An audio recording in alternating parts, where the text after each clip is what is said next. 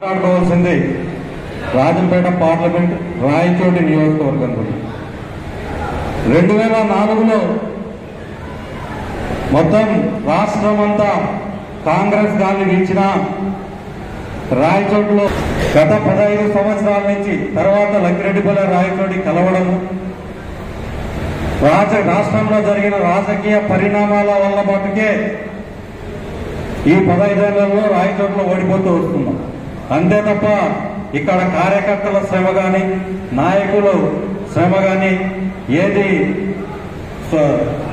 సొంతంగా ఎవరు ఓడిపోయిన వాళ్ళు లేరు.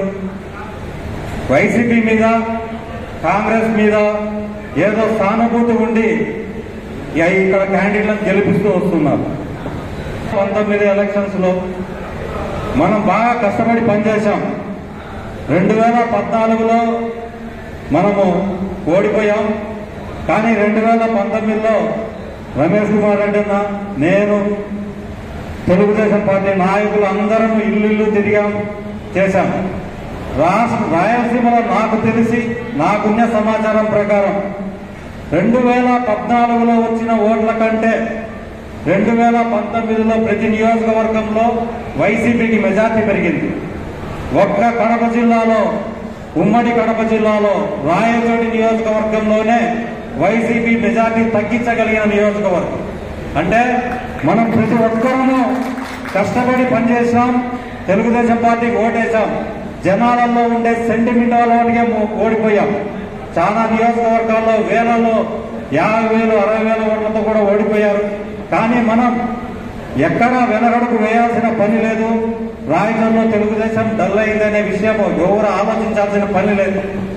ఖచ్చితంగా 2024లో ఇక్కడ ఉండే ప్రతి ఒక్క కార్యకర్త ప్రతి ఒక్క నాయకుడు తెలుగుదేశం పార్టీని రాయచోటిలో పార్లమెంటులో కానీ నిజంగా ఈరోజు సంక్రాంతి సంబరాలు జరుపుకునేవారు.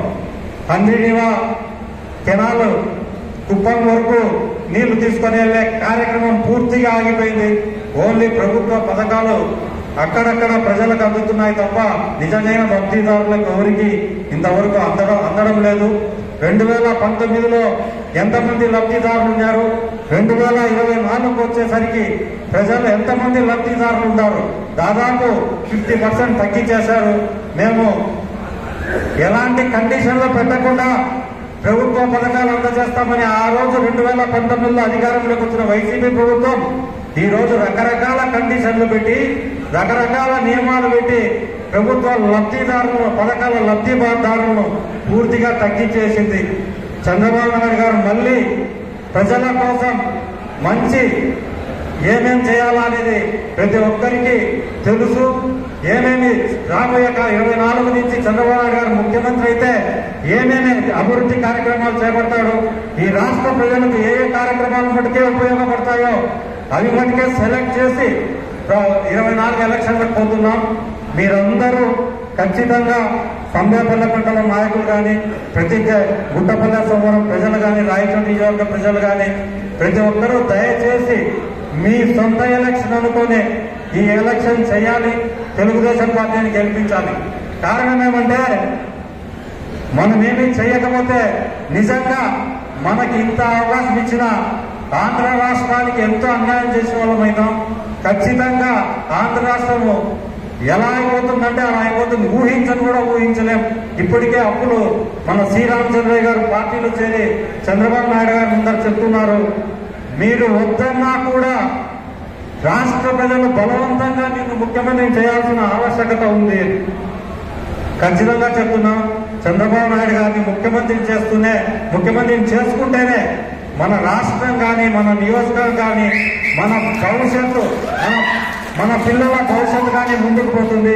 ప్రతి ఒక్కరూ దయచేసి ప్రతి ఒక్కరూ భేషజాలకు పోకుండా ప్రతి ఒక్కరూ తెలుగుదేశం పార్టీకి సపోర్ట్ చేసి చంద్రబాబు నాయుడు గారిని తిరిగి ముఖ్యమంత్రి చేయాలి. ఈసారి సంక్రాంతి సంబరాలు ఇక్కడే చంద్రబాబు నాయుడు గారు ముఖ్యమంత్రిగా మన రాయచోటి నియోజకవర్గంలో తెలుగుదేశం ఎమ్మెల్యే అభ్యర్థులు ఎంపీ అభ్యర్థులు గెలిపించుకొని ఇక్కడే మళ్ళీ సంతోషంగా జరుపుకోవాలని మనస్ఫూర్తిగా కోరుకుంటూ ఈ అవకాశం ఇచ్చిన ప్రతి ఒక్కరికి ధన్యవాదాలు.